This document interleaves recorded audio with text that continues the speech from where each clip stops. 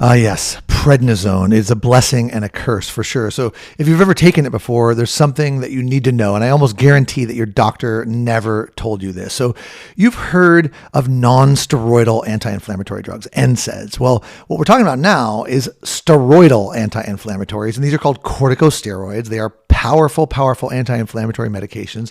And they're actually really structurally similar to the cortisol that you make inside your own adrenal glands, one on top of each kidney there.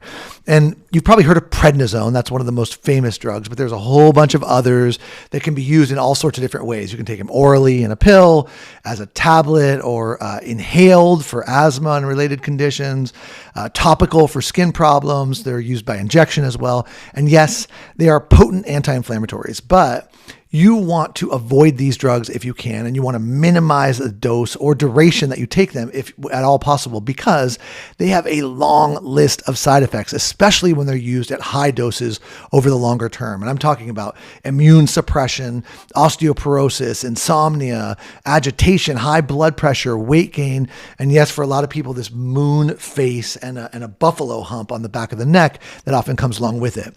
But there's also another side effect that doctors almost never talk about. So it's this: prednisone depletes your supply of a handful of different nutrients.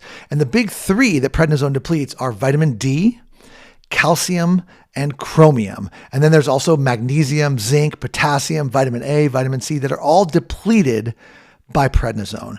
So listen, the lesson here is to avoid prednisone in the first place if you can. And the way you do that is by doing all the stuff that you know you should be doing. Eat an anti-inflammatory diet, do regular physical activity, prioritize your sleep, stress management, reduce your exposures to environmental toxins whenever you can. All these things will help you avoid getting chronically ill or help you have a less severe course if you ever do get ill. And then if you do need prednisone, you try to keep the dose low and the course short.